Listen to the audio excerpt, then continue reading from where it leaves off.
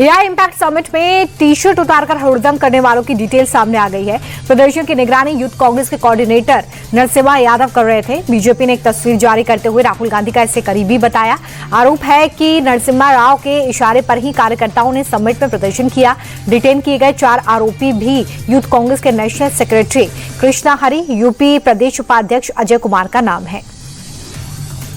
Delhi A I summit में यूथ कांग्रेस के प्रदर्शन में बीजेपी अटैकिंग मोड में नजर आई। संबित पात्रा ने प्रेस कॉन्फ्रेंस कर कहा कि यह देश को बदनाम करने की सोची समझी साजिश है।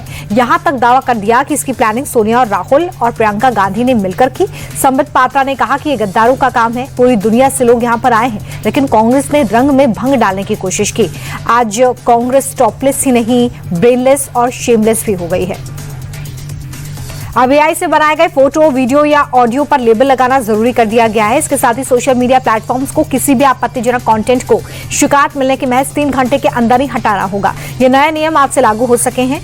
अगर एआई का इस्तेमाल अश्लीलता, धोखाधड़ी, हथियारों से जुड़ी जानकारी या किसी की नकल उतारने के लिए किया जाता है तो इसे गंभीर अपराध माना जाएगा।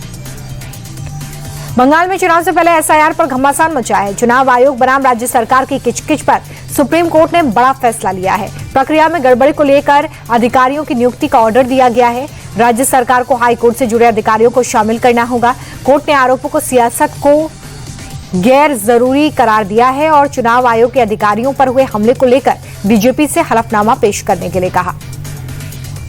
यूपी विधानसभा में मुख्यमंत्री योगी आदित्यनाथ अटैकिंग मोड में नजर आए। योगी ने कहा कि हमारी सरकार ने विकास की नई इबारत लिखी। प्रति व्यक्ति आय में इजाफा हुआ, लेकिन सपा राज में प्रदेश अराजकता का गढ़ था। आज दुनिया भर के निवेशक यूपी पर भरोसा करते हैं। एआई समिट में कांग्रेस के प्रदर्शन को सीएम योगी ने शर्मनाक करार दिया।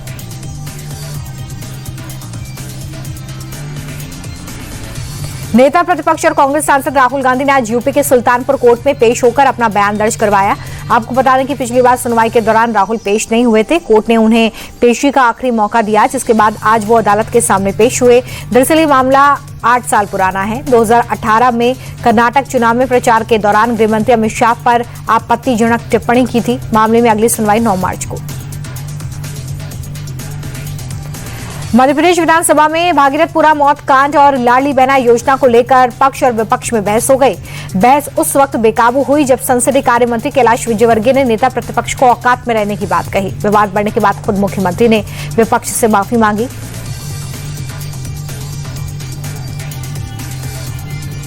दिल्ली में बीजेपी सरकार का 1 साल पूरा हो गया है। सीएम रेखा गुप्ता ने रिपोर्ट कार्ड जारी कर सरकार की उपलब्धियां गिनवाई हैं और कहा है कि ये वादों की नहीं, नतीजों की सरकार है। दिल्ली के वर्क कल्चर को बदला है, जिसकी वजह से आज दिल्ली तेजी से आगे बढ़ रही है। सबका साथ सबका विकास के मंत्र पर हम काम करते हैं। दिल्ली में कोई भूखा ना सो, इसलिए सरकार ने अटल कैंटीन शुरू की। रेखा गुप्ता सरकार का आज 1 साल पूरा हो गया है। सीएम ने अपनी उपलब्धियां गिनवाई तो आम आदमी पार्टी ने अटैक किया। पूर्व डिप्टी सीएम मनीष सिसोदिया ने प्रेस कॉन्फ्रेंस की और कहा कि दिल्ली को पिछले 1 साल में धोखे के अलावा कुछ नहीं मिला। सिसोदिया ने यह भी कहा कि बीजेपी सरकार ने हर किसी के साथ धोखा किया। उन्होंने महिलाओं और मिडिल क्लास को धोखा दिया। प्रदूषण कंट्रोल करने के नाम पर भी रेखा सरकार ने फर्जीवाड़ा किया। संघ प्रमुख मोहन भागवत जिस वंदे भारत एक्सप्रेस से मेरठ पहुंचे हैं, उस पर हरदोई में पथराव हुआ। पत्थरबाजी से ट्रेन की एक खिड़की का शीशा टूट गया है। बताया जा रहा है कि मोहन भागवत ट्रेन के E1 कोच में बैठे थे। उससे एक कोच आगे C4 पर पत्थर फेंका गया। इस घटना के बाद जीआरपी और पुलिस एक्शन मोड में है। ट्रेन के अंदर भी चेकिंग हो रही है। जिस जगह पर पत्थर फेंका गया था वहां पुलिस की टीम पहुंची है। मामले की जांच शुरू कर दी गई है।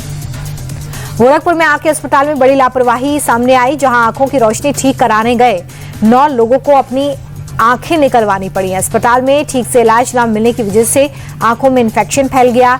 ये हमेशा के लिए ब्लाइंड हो गए हैं। प्रशासन ने मामले में संज्ञान लेते हुए मजिस्ट्रियल जांच के आदेश दे दिए हैं। रिपोर्ट के बाद हॉस्पिटल का लाइसेंस भी रद्द हो सकता है।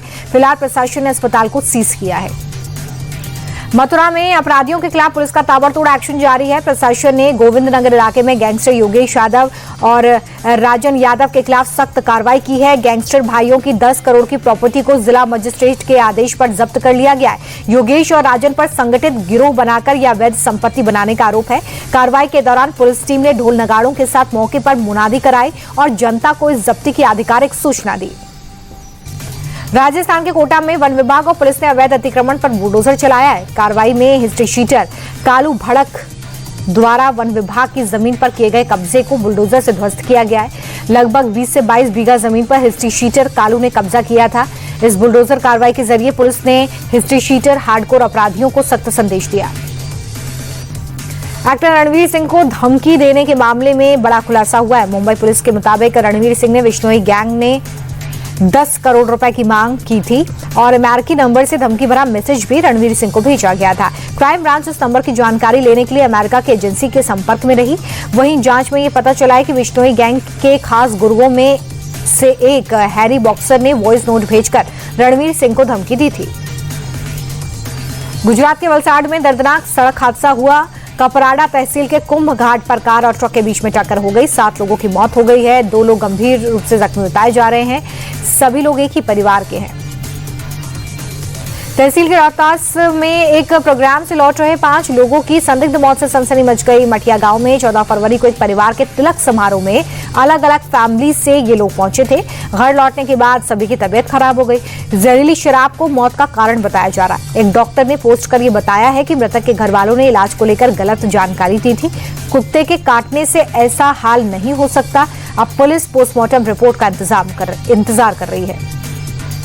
शेयर मार्केट हरे निशान पर बंद हुआ। सेंसेक्स में 316 अंकों की तेजी दर्ज की गई है, जिसके बाद सेंसेक्स 82,814 पर आ गया है। निफ्टी में भी 116 पॉइंट्स बढ़कर 25,571 पर बंद हुआ है। मेटल और बैंक शेयर्स में खरीदारी हुई है। सेंसेक्स के 30 में से 22 शेयर में बढ़त देखने के लिए मिली, तो वहीं निफ्टी के 50 शेयर्स में से 36 में तेजी दर्ज की गई है। अमेरिकी डॉलर के मुकाबले रुपए में गिरावट दर्ज की गई। डॉलर के मुकाबले रुपया 31 पैसे कमजोर हो गया है, जिसके बाद 1 अमेरिकी डॉलर की कीमत 90 रुपए 99 पैसे पर आ गई है।